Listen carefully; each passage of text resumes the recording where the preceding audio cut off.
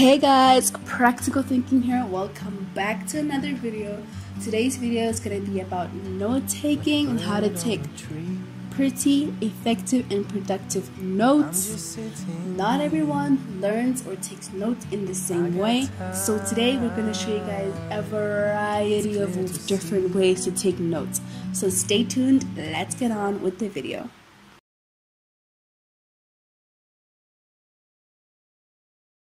When you're starting to make your notes on a subject like language and arts, it's very important for you to understand all the words that you are working with. When you start your note taking, make sure you write the date on the right top of your page, and then you start with your heading, the heading of your lesson. In this case, it's adjectives and adjective phrases. Make a big thing out of it. Make it colorful. Enjoy it, because while you are doing it, your mind is taking pictures of that and it's getting familiar with the spelling. The next thing for you is to use a little sticky note and start to write down the goals of the lesson. In this case, it's use adjectives in a variety of position in sentences, use comparative adjectives, and use prepositional phrases and other groups of words as adjective phrases. Then you write it down, make a little tick box next to each one, so when you get to a place where you understand what it's all about, you can tick that box.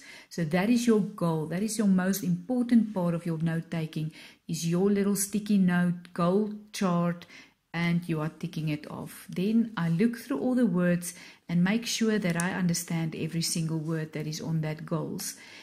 If there's a word as maybe, for instance, prepositional phrases, and I am not sure what that note means, I would turn over the page of a sticky note and I will write down that note, go and find the meaning of that word, write it down, and as I do it, I am totally learning what's happening.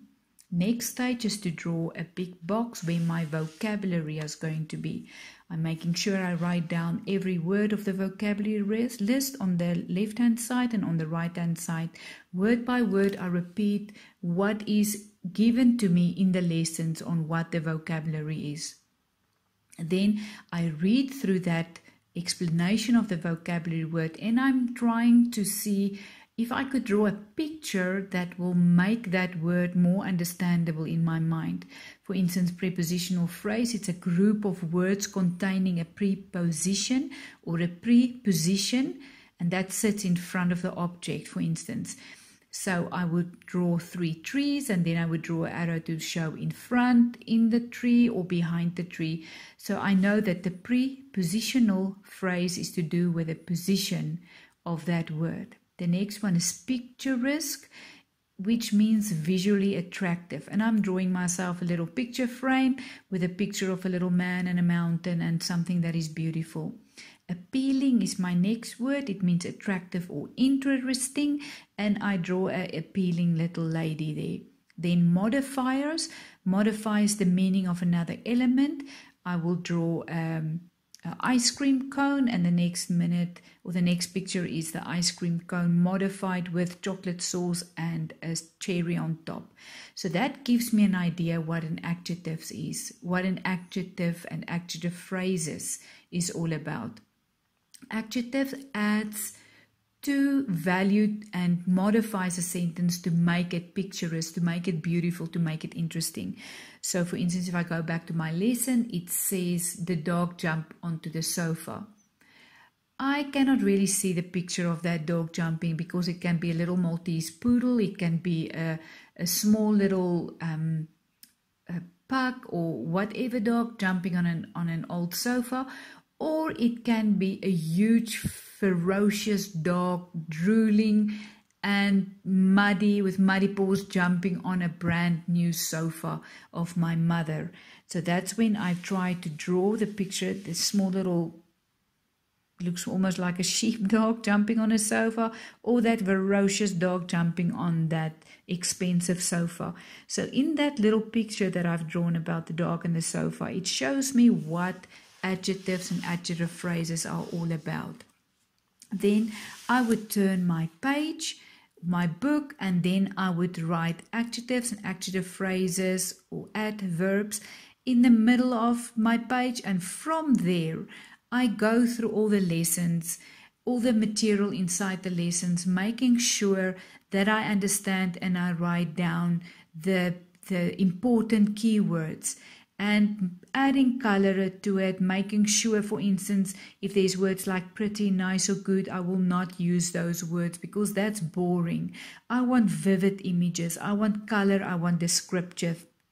On the one side, I would write down one word, adjective, ends in, and I will give all the different examples that they give in the book. So when I'm writing a quiz, I will not struggle to understand what are the different rules about adjectives, what are they doing, what is the clarifying nouns, like which one, what kind of, how many, how much, is all adding to my picture of what this lesson is all about.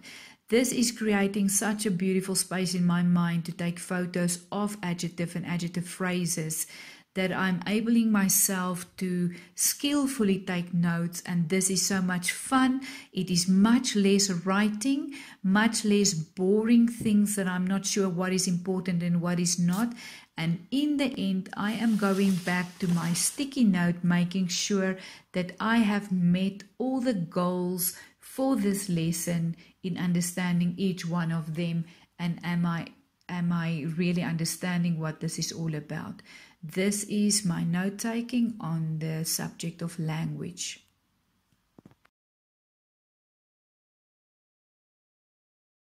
Another example of note-taking in another subject such as history and geography, it's still important to write down my date and then making a big thing about the heading. In doing this heading this way, I am actually again taking photos with my mind, with my brain, and understanding the spelling of the word anthropology. When I have done my heading, I move down onto the lesson content and highlighting again the important words. It says man is a curious being. The statement can be understood in two ways, like man is inquisitive and seeks to learn, and man is unique. Immediately I go and I draw a picture. My first picture is a picture of a little man with a magnifying glass, very inquisitive. He seeks to learn. He's looking at everything. The next picture is a little unique man. He is unique in the sense that he's got one big foot and one big muscle. That is just a fun way for me to understand immediately anthropology is about the study of man, because man is inquisitive and seeks to learn, and secondly, man is unique. Just in a simple way like that, enjoying myself, I am making a beautiful note and understanding of what anthropology is. Then I go back to my lesson and I read through the content of that lesson just to understand, and I highlight specific words that stands out that I might think would be important. Words like non-literate, a Greek historian, Herodotus, and then words like prejudices and sentences like distorted because they saw exotic people and other ways of life through their own cultural prejudice, just to understand what it is all about.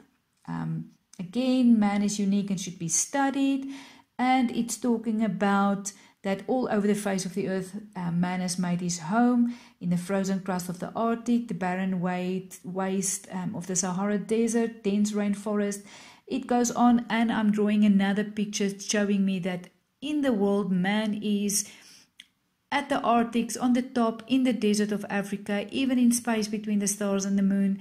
And all in all, man is so different, such a variety, diverse mankind, but as an all, man has so many things in common. And I've pictured it like man's got many, or most people's got two eyes, one nose, one mouth. That is to describe that what I was saying here, beneath all of the variety, man is much the same. Then I go back to my sticky note method. I take a sticky note and I write down the objectives or the goals for this lesson, which is describe the 3 special studies of anthropology with my ticky box, and then discuss what makes up culture with my tick box. And when I do that, I highlight then words that stands out in this goal that I must look out for while I'm doing the lesson. One is 3 special studies of anthropology, and the other one is culture.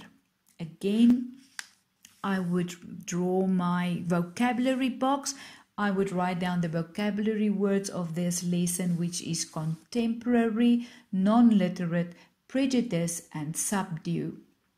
Contemporary is concerning the present time. In order for me to remember that word, I would draw a little clock face. Under the word contemporary, immediately when I see the clock face and contemporary, I know it's concerning the present time. Next one, non-literate. It's not able to read and write, so I would draw a book and a pen and I cross it out because this person is not able to read and write. Prejudice is a bit more difficult. It says hastily and unfairly formed opinion. So I'm taking an example of a teacher walking into a classroom, see a child lying down on his arm sleeping, immediately forms an opinion of that child, starts shouting at the child, telling him to wake up and get back to his work because nothing is getting done. It's getting done when that child is sleeping, and the teacher is very angry at the child. Meanwhile, that child has just asked a previous teacher if he could lie down on his arms. He is ahead on his work, but he's got a terrible migraine and he needs about 10 minutes just to try and recuperate. So that was a prejudiced opinion from the second teacher that is hastily and unfairly formed about that child. So in order for me to remember that, I draw an angry teacher and I draw a child sitting on a chair sleeping. Again, having fun and explaining it to myself, because in all, it's not somebody else that's reading my notes. In order for me to do the quizzes or the tests, it's myself. The next one is subdue, which means conquer or control. And the first picture that came to mind is a boxer that knocked out his opponent and conquered that opponent. So that's why I drew that little picture. So that is all about. Then I go back to my lesson. Again, I would love to turn my book around so that I could form a big mental mind map about the study of man. I would make the connections that it's all about where man lives. I would read the second sentence about the best way to learn is to where he lives, and the next little paragraph is about the Greek STEM word anthropo, which means man, and the word logi is science. So it's literal, the science of man, science, or the science of man, the way that he lives. And then the next minute, the next paragraph, it says anthropology is divided into 3 special studies. Immediately, it's got all my attention because in my sticky note, goal setting, it says what are describe the 3 special studies of anthropology, and immediately I know this is what I need to pay attention. And then I make a little block and I write archaeology, ethnology, and physical anthropology. And this is just the way to start your lesson and to connect all the dots, to go back to the ticky box at my goal settings to tick it off if I have achieved my goal.